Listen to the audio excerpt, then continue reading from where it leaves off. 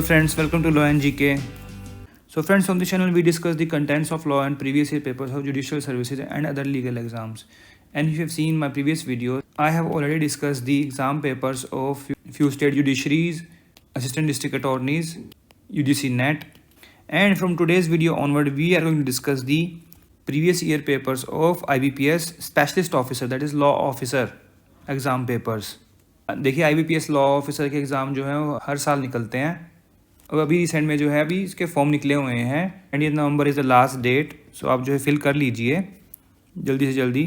और इसका जो प्री एग्ज़ाम है जिसमें कि इंग्लिश, रीजनिंग एंड जीके आती है, बैंकिंग जीके, तो वो दिसंबर में होना है और उसके बाद फिर जनवरी में इसका मेंस का एग्ज़ाम होगा. तो देखिए मेंस का एग्ज़ाम जो होता है वो आपकी प्रोफेशनल नॉलेज का होता है, जो लॉ की जो नॉलेज है उसका एग्ज़ाम होगा. और इस प्रोफेशनल नॉलेज में दे आस्क ओनली 60 क्वेश्चंस जो कि वेरियस एक्ट से रहते हैं. और IBPS लॉ ऑफिसर का सिलेबस जो है मैंने डिस्क्रिप्शन में जो शेयर कर दिया है, आप वहाँ से इसको देख सकते हैं. तो आज हम IBPS लॉ ऑफिसर 2021 का जो एग्ज़ाम पेपर आया था उसको डिस्कस करेंगे. So friends, if you are new on this channel, I would like to recommend कि आप जो है इस चैनल को जल्दी से सब्सक्राइब कर लीजिए, because it will be very beneficial for you in your preparation for judiciary and other legal exams. And IBPS के लिए भी आपके लिए बड़ा ही हेल्पफुल रहेगा. और अगर आपको वीडियो अच्छी लगे इसको जरूर लाइक कीजिएगा, शेयर कीजिएगा अपने फ्रेंड्स के साथ और उनको बताएं कि उनको सारे एग्जाम पेपर्स यहाँ पर फुल डिस्कशन के साथ मिल जाएंगे. So friends, without wasting any time, let's move to the question paper. So friends, देखिए जो ये पेपर है मेरे को ऑनलाइन मिला है, मैंने ऑनलाइन ही डाउनलोड किया है. अब देखिए जो IBPS लॉ ऑफिसर का एग्ज़ाम जो होता है वो होता है ऑनलाइन, एंड ऑनलाइन एग्ज़ाम जो है TCS ऑर्गेनाइज करवाता है. तो इसके जो एग्ज़ाम पेपर्स हैं वो ऐसे नहीं मिलते हैं कि भाई हाँ यही होगा, but that is only memory based questions.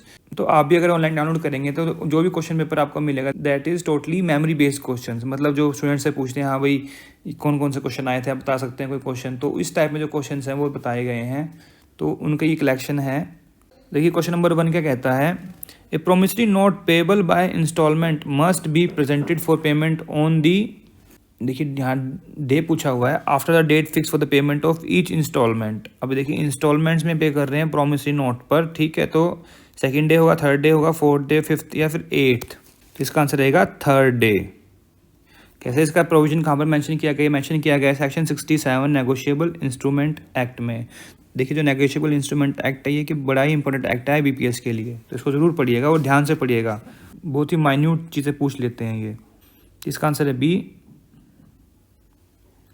Next question number 2. What is the maximum amount of interim compensation that can be granted by the court under Negotiable Instrument Act?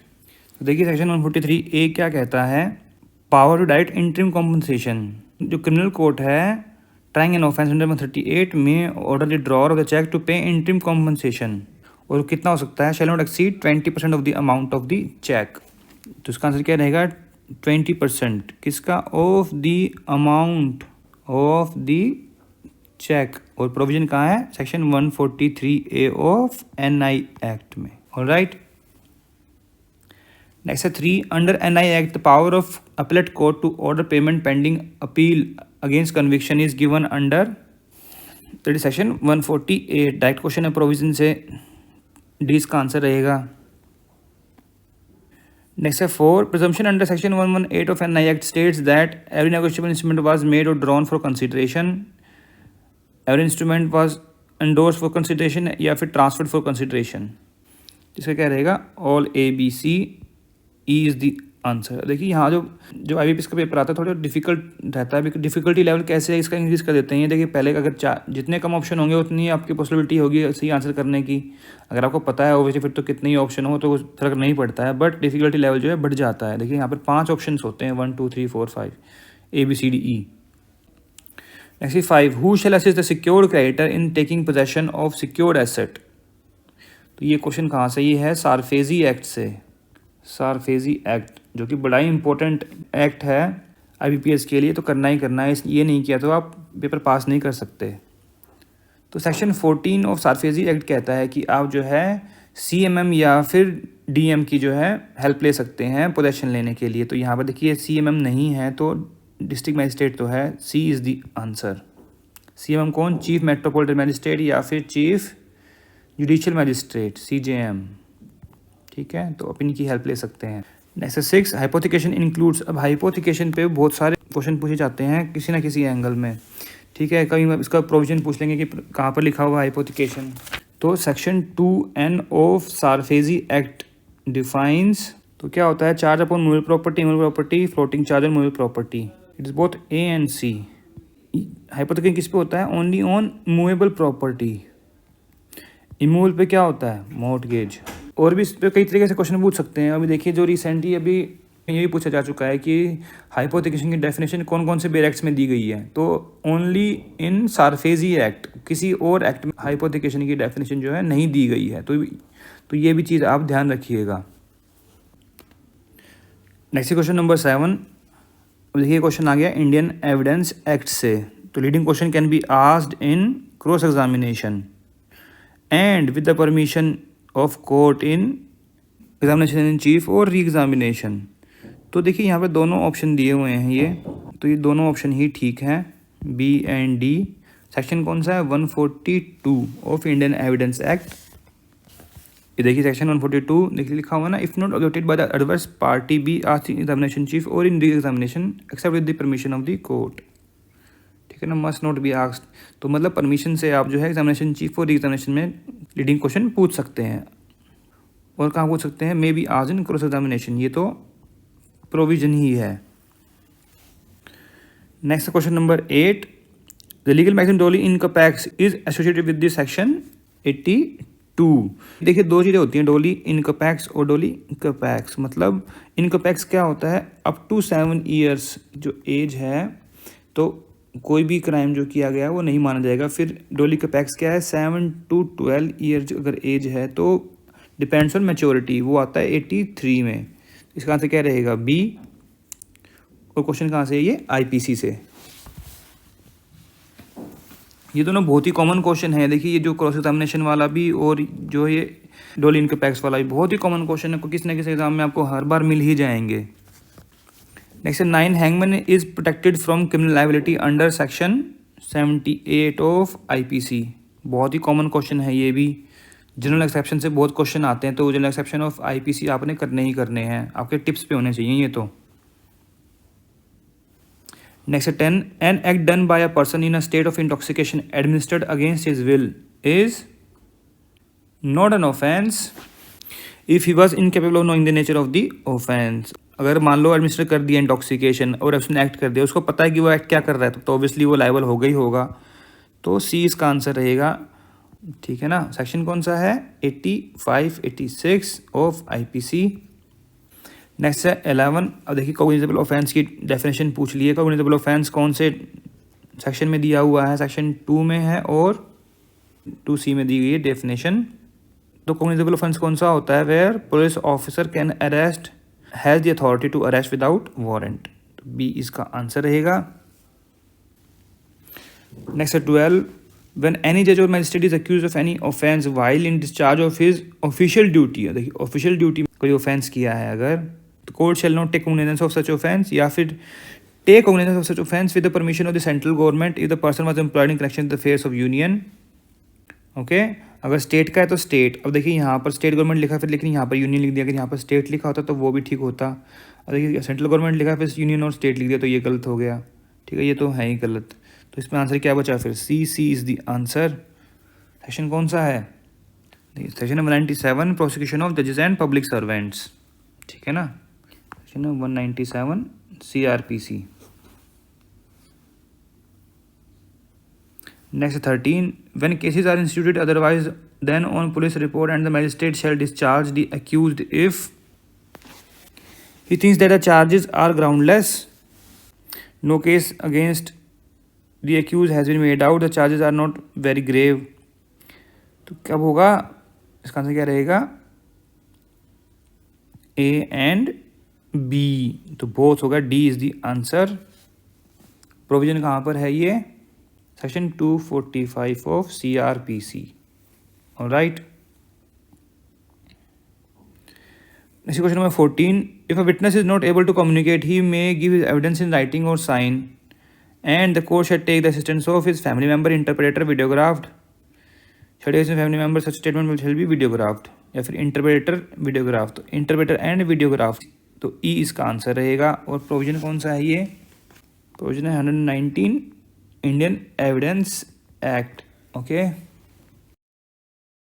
Next 15. When can the court dispense with general questioning of the accused about the case? In someone's case where the court has dispensed with the personal attendance of the accused. अगर वो present है तो question पूछ सकते हैं, अगर नहीं आया तो कैसे पूछेंगे? तो इसका आंसर क्या रहेगा? सी. प्रोविजन कहाँ पर है? Section 313 of CRPC, questioning of the accused witness जब होता है 313 में, तब की बात कर रहे हैं ये. देखिए प्रोवाइजो में लिखा हुआ है यहाँ पर 313. ठीक है. नेक्स्ट 16. अब आगे इंडियन स्टैम्प एक्ट से क्वेश्चन आ गए. तो इस इंडियन स्टैम्प एक्ट से 2 से 3 क्वेश्चन तो आते ही आते हैं. तो adhesive stamp can be cancelled by a person by drawing 2 parallel lines या फिर क्रॉस, फिर by writing his name across stamp with the date. तो आंसर क्या रहेगा? सी. प्रोविजन कहाँ पर मेंशन किया गया है? ये प्रोविजन है section 12 of Indian stamp act. Okay. Next 17. Came into force कब आया था? 1 जुलाई 1899 में. ठीक है. अब एक और एक्ट आ गया, पेमेंट एंड सेटलमेंट एक्ट. तो इसके ऑब्जेक्टिव पूछ लिए हैं. तो क्या है इसका objective? To regulate the payment system in India, to supervise, to designate the RBI as authority. तो all of the above, D is the answer. तो ऑब्जेक्टिव अगर आपको देखना है तो इसका प्रियम्बल देख लीजिए इस एक्ट का. इसमें से भी 2 से 3 क्वेश्चन आते हैं. Next question number 19. Under payment and settlement system act, RBI can impose penalty of on the person contravening और committing default whether amount is quantifiable. तो ट्वाइस ऑफ द अमाउंट या फिर थ्राइस, 4 टाइम्स, 5 टाइम्स, 6 टाइम्स. इसका answer क्या रहेगा? इसका है twice of the amount involve in contravention. तो ए इज द आंसर. और सेक्शन कौन सा है ये? इसका सेक्शन है 30 of PSSA, payment and settlement system act. Next 20. अब आगे इंडस्ट्रियल डिस्प्यूट एक्ट से. देखिए जो लेबर लॉ है, लेबर कोड है, उससे भी बहुत सारे क्वेश्चन आते हैं. कम से कम भी आप मान के चलिए 5 से 7 क्वेश्चन आपको मिलेंगे ही मिलेंगे. ठीक है. इंडस्ट्रियल डिस्प्यूट हो गया, पेमेंट ऑफ वेजेस एक्ट हो गया, ग्रेचुटी हो गया, तो वो सबसे क्वेश्चन आ जाते हैं. तो इंडस्ट्रियल डिस्प्यूट की डेफिनेशन कहाँ पर दी हुई है? देखिए दी हुई है section 2K of industrial dispute act में. Difference between employer and employee, employer and employers, employers and workman, workman workman. तो 2K. तो employer and employers, employers workman, workman workman. Answer क्या रहेगा इसका? All of the above, E is the answer.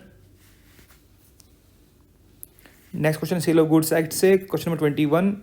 As per the sale of goods act, goods means every kind of movable property other than actionable claim money and includes growing crops, stock and share, growing crops, things attached to forming part to which are agreed to be swayed before sale. ठीक है. तो ए और B भी ठीक है. Which are not agreed ये गलत हो गया. ठीक है. तो बचा क्या फिर? A and B. तो D is the answer, both A and B. और गुड्स की डेफिनेशन कहाँ पर दी हुई है? Section 2 clause 7 of sale of goods act में. ठीक है ना. इसका आंसर रहेगा D. Next 22. When can there be revocation of proposal. मतलब ये पूछ रहे हैं इंडियन कॉन्ट्रैक्ट एक्ट से क्वेश्चन अब. ठीक है.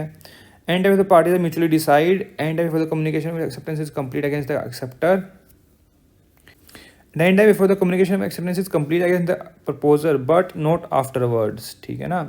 कम्युनिकेशन एक्सेप्टेंस प्रपोजर के खिलाफ कब होती है? मतलब प्रपोजर कब बाउंड हो जाएगा? जब एक्सेप्टर ने अपनी चिट्ठी ट्रांसमिशन में भेज दी, वहीं पर वो बाउंड हो गया. तो उससे पहले आप जो है प्रपोजल अपना रिवोक कर सकते हो. ठीक है ना. तो इसका आंसर क्या रहेगा? सी. सेक्शन कौन सा है? सेक्शन है 5 of Indian contract act. Next 23. Which of the following is not correct with respect to wagering agreement. Wagering agreement are voidable. पहली स्टेटमेंट ही गलत है बिकॉज ये वॉइड होते हैं, आर वॉइड. कैसे? सेक्शन 30 देख लीजिए, इसके लिए लिखा हुआ है agreement by way of wager are void. तो गलत तो यही हो गया. तो इसका आंसर क्या रहेगा? ए. बाकी स्टेटमेंट्स आप देख लीजिए इसमें. Section 30 of Indian contract act. Next 24. Condition agreement to do और not to do anything if an impossible events happen are void. Whether impossibility of an event is known or not to the party to the agreement at the time when it is made. If देखिए word के दो option हैं यहाँ पर, A और D. Word even if the possibility is known to the parties, no. चाहे पता हो चाहे ना पता हो तो इम्पॉसिबल इवेंट है तो वो वर्ड ही रहेगा। आंसर रहेगा इसका ए। और सेक्शन कौन सा है? ये सेक्शन है 36 of Indian contract act. Next question 25। A continuing guarantee may at any time be revoked by the surety, principal creditor, principal debtor, mutual consent। इसका आंसर क्या रहेगा? बाय द श्योरिटी होगा। Obviously surety can cancel the continuing guarantee as to future transaction. जो back date में transaction हो चुकी है उनके लिए वो लायबल रहेगा, फ्यूचर के लिए वो मना कर सकता है by notice to the creditor. तो आंसर क्या रहेगा इसका? बी। और सेक्शन कौन सा है? ये सेक्शन है 130 Indian contract act. Next 26। A bailment is delivery of goods by one person to another for some purpose upon a contract that they shall, when the purpose is accomplished, be returned or otherwise disposed of according to direction of the person receiving them, no person delivering them। जिस person ने deliver करी है वही तो direction देगा, ठीक है ना। तो इसका आंसर क्या रहेगा? बी। सेक्शन कौन सा है बिलमेंट का? बिलमेंट का सेक्शन है 148 ऑफ इंडियन कॉन्ट्रैक्ट एक्ट। देखिए इंडियन कॉन्ट्रैक्ट एक्ट से काफ़ी क्वेश्चन पूछे गए थे। अगला क्वेश्चन वहीं से देखिए 27।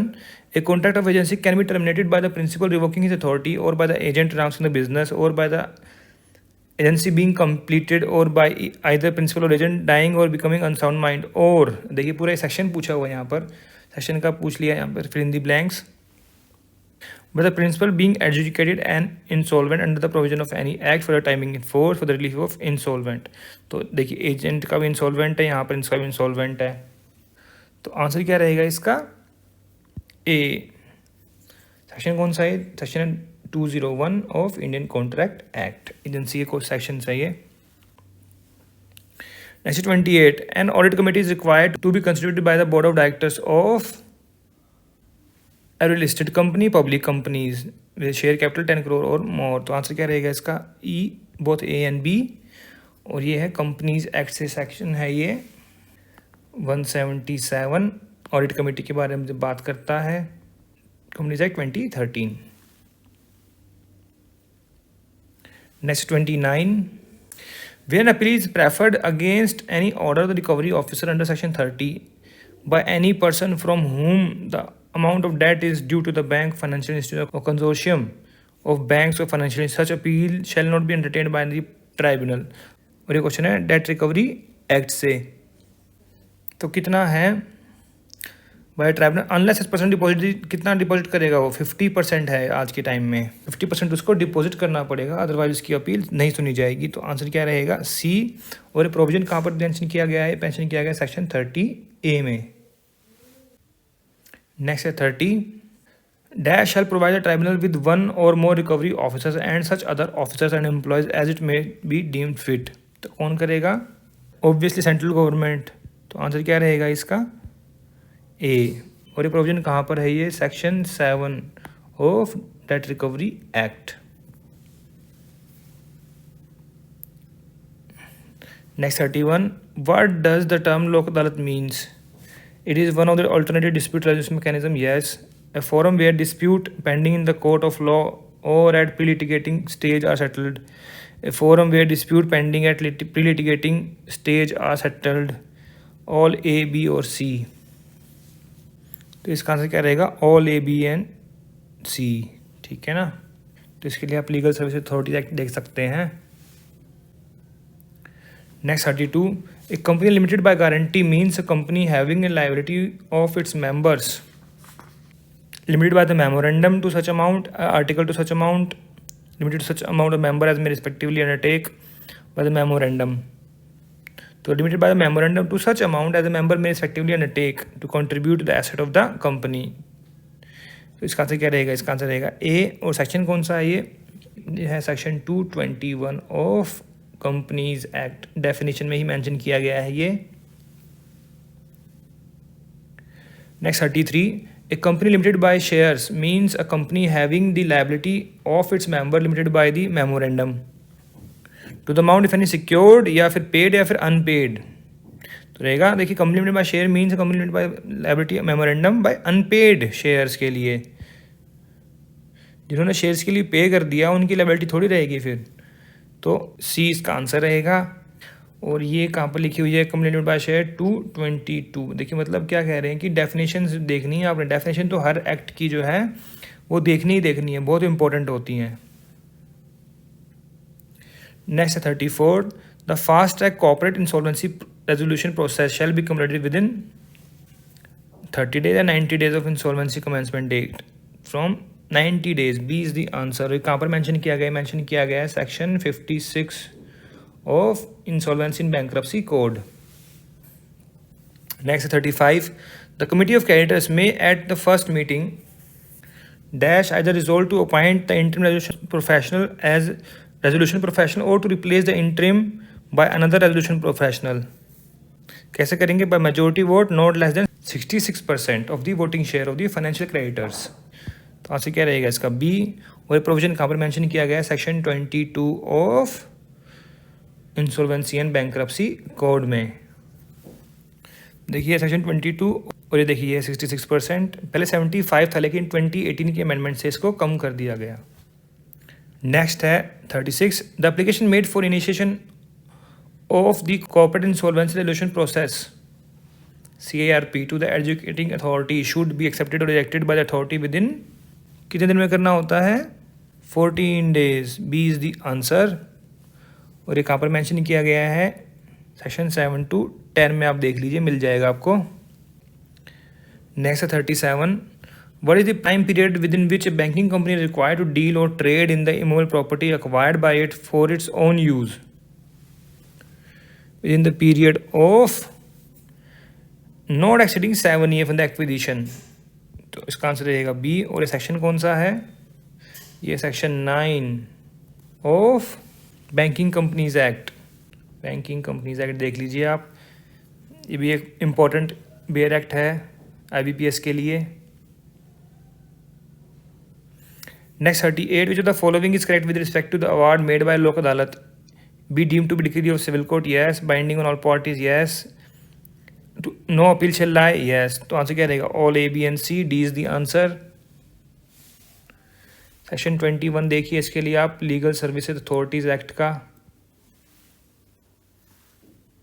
Next 39, any may transfer to the unpaid dividend account of a company and which remains unpaid or unclaimed for a period of 7 years। 7 years from a date of such transfer shall be transferred by the company along with interest accrued। तो answer क्या रहेगा इसका? 7 years। और ये provision कहाँ पर दिया गया है? सेक्शन 124 ऑफ कंपनीज एक्ट में। Next 40, national commission for schedule caste establish as per article 338। तो ए इसका आंसर रहेगा of the constitution. Next 41, a mortgage is a piece of land to B and later builds a house thereon, which is the following condition is applicable? House is not a part of mortgage loan security. The house is also subject to the mortgage and security along with a piece of land. इसका answer क्या रहेगा? B. और इसके देखिए आप section 70 of Transfer of Property Act। This is also an important act of IBPS syllabus। Next 42, appointment of receiver as per section 69A of Transfer Property Act shall be made by the mortgagee। B is the answer। That question is provision से ही। Next 43, gift made to two donors, one does not accept the gift, his interest shall be void। Very easy question। A is the answer। Question 125 gift का देख लीजिए। Next 44, what is the limitation period for money in account that is payable on demand? तो obviously कितना होगा? 3 years। Money का कभी भी आप देख लीजिए लिमिटेशन पीरियड कितना रहेगा? 3 years का मिलेगा। इसके लिए आप देखिए article 22 of the schedule of limitation act. Next 45, to transfer property is क्या है? To transfer property to any living person या फिर लिविंग पर्सन एंड हिमसेल्फ या फ्यूचर डेट। इसका है to living person and himself at a future date. आप सोच रहे हैं कि हिमसेल्फ कैसे कर सकता है? मान लीजिए ए ने बी को दे दी GPA, general power of attorney. अब उसने क्या किया, उसके थ्रू जो है प्रॉपर्टी अपने नाम पर ट्रांसफ़र करवा ली, तो हिमसेल्फ हो गया कि नहीं हो गया, उसके पास राइट था ट्रांसफ़र करने का। इसका आंसर क्या रहेगा, ई। और ट्रांसफ़र प्रॉपर्टी की डेफिनेशन कहाँ पर मेंशन की गई है, सेक्शन 5 ऑफ टीपीए। नेक्स्ट है 46, if a partner earns any personal benefit from the business of the firm, he shall account for 50% of it to the firm, या फिर he shall account for only his interest in the firm, या फिर he shall account it back to the firm. तो back करेगा ना obviously, इसने personal profit कमाया firm से। तो सेक्शन कौन सा है, 16 of partnership act. Next 47, mortgage property is leased and mortgagor deem the mortgage. तो क्या होगा, he shall get the benefit of renewed lease, obviously he will get the benefit. तो आंसर क्या रहेगा इसका, ए। प्रोविजन कौन सा, section 64 of TPA. Next 48, number of arbitrators in an arbitral tribunal shall be determined by the party but not E1. E is the answer. Section कौन सा है, section 10 of arbitration act, ये भी आता है, इसमें ध्यान रखिएगा। Next 49, what is deduction of district commission, कितना। ये देखिए दिसंबर 2021 में जो है ये अमेंडमेंट आई थी रूल्स में, तो रूल्स नोटिफाइड हुए थे। देखिए यहाँ पे क्या लिखा हुआ, डिस्ट्रिक्ट कमीशन का देख लीजिए आप, 50 लाख रुपीज़ क्या लिखा हुआ, देखिए ये स्टेट कमीशन का 50 लाख टू 2 करोड़ और 2 करोड़ अबव नेशनल कमीशन। देखिए डिस्ट्रिक्ट कमीशन जो मेंशन किया गया है सेक्शन 34 में जुरिडिक्शन, वहाँ लिखा हुआ है not more than 1 crore rupees, ठीक है। बट जो रूल नोटिफाइड हुए हैं 2021 में जुरिडिक्शन के, डिस्ट्रिक्ट कमीशन स्टेट कमीशन, तो वहाँ पर कितना प्रोवाइड किया गया है, 50 लाख रुपीज़ डिस्ट्रिक्ट कमीशन का, ठीक है ना। 50 to 2 करोड़ किसका है, स्टेट कमीशन का, और नेशनल कमीशन का 2 करोड़ एंड अबव के लिए। Next 50, when a party has given a notice to produce document, the other party shall produce document for inspection within, ये नहीं होता विद इन का कुछ, deliver notice for inspection to be carried out in 3 days at the office of pleader. D is the answer. ये कहाँ mention किया गया है, ये मेंशन किया गया है ऑर्डर 11 रूल 17 ऑफ सीपीसी में। सीपीसी आप देखिए, अब सीपीसी के क्वेश्चंस आ गए हैं यहाँ पर, 2-3 क्वेश्चन आते हैं सीपीसी के भी। ये लिखा हुआ which order of CPC discuss about plaint, कितना इजी क्वेश्चन है। Order 7, B is the answer. Order 6 क्या है, pleadings. 8 written statement set off. Order 5 summons, कितना इजी है यार। Next 52, right to equality is provided under article 14 to 18, C is the answer. Next 53, mortgage by deposit of title deed is type of mortgage in which title deeds are deposited. इसको और क्या बोलते हैं, इसको बोलते हैं इक्विटेबल mortgage। सेक्शन कौन सा है, 58F। 58 में mortgage की डेफिनेशन है, बाकी भी सबकी बताई गई हैं। तो F में क्या है, mortgage by deposit of title deeds, ए इसका आंसर रहेगा। Next 54, transaction altering asset and liabilities in India of resident outside India, कौन सी ट्रांजैक्शन होती है, कैपिटल अकाउंट ट्रांजैक्शंस या फिर करंट अकाउंट। तो ये होती है कैपिटल अकाउंट, करंट नहीं है, करंट जो इंडिया में होगा वो होगा, ठीक है ना। तो इसका आंसर क्या रहेगा, ए। सेक्शन 2E ऑफ फैमा एक्ट आप देख लीजिए, फॉरेन एक्सचेंज मैनेजमेंट एक्ट 1999, वो भी देखिए, उसके क्वेश्चन आते हैं यहाँ पे। Next 55, a vice president can act as president maximum for a period of 6 months. B is the answer. Provision कहाँ पर है, article 65 of Constitution. Okay. Next 56, a firm shall dash for wrongful act of partners. Shall be liable या फिर not be liable, तो obviously क्या होगा, shall be liable. Section 26 Partnership Act, B is the answer. Next 57, is there any limitation period prescribed to bring the legal representative on record in a case? If yes, then what it is? तो कितने period के अंदर करना होता है, 90 days के अंदर, मतलब 3 months। C is the answer. Provision कहाँ है, article 120 of schedule of limitation act. हम एक बार बोल देते article 120 of limitation act, no it is in schedule. Next 58, arbitration procedure in India is regulated by Arbitration Conciliation Act. Obviously, A is the answer. ये क्या question है, इतना easy question है, इजी आता है डिफिकल्ट भी है. Next 59, any arrangement requiring a purchaser of goods as a condition of such purchase to purchase some other goods is tie-in agreement. B is the answer. और इसके लिए आप देख लीजिए कंपटीशन एक्ट सेक्शन 3 का सबसेक्शन 4. तो कंपटीशन एक्ट से भी देखिए क्वेश्चन आ गए हैं. एक क्वेश्चन तो आता ही है इसमें. पार्टनरशिप से 5-6 क्वेश्चन रहते हैं. देखिए फिर 60, on the death of partner when can the partnership business continue.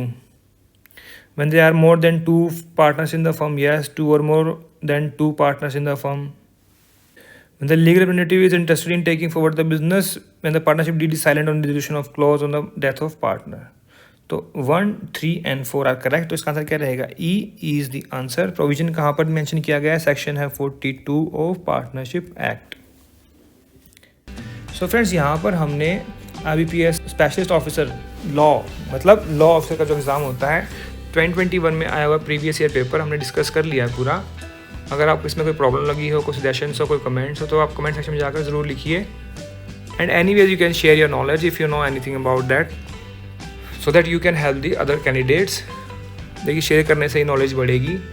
And अगर आपको ये वीडियो अच्छा लगा उसको ज़रूर लाइक कीजिएगा, शेयर कीजिएगा अपने फ्रेंड्स के साथ. And don't forget to subscribe our channel and don't forget to press the bell icon so that you can get the notification of our upcoming videos. So friends, मिलते हैं आपसे next video में एक और paper के साथ. तब तक के लिए देखते रहिए हमारे वीडियोस को. Thank you, thanks very much.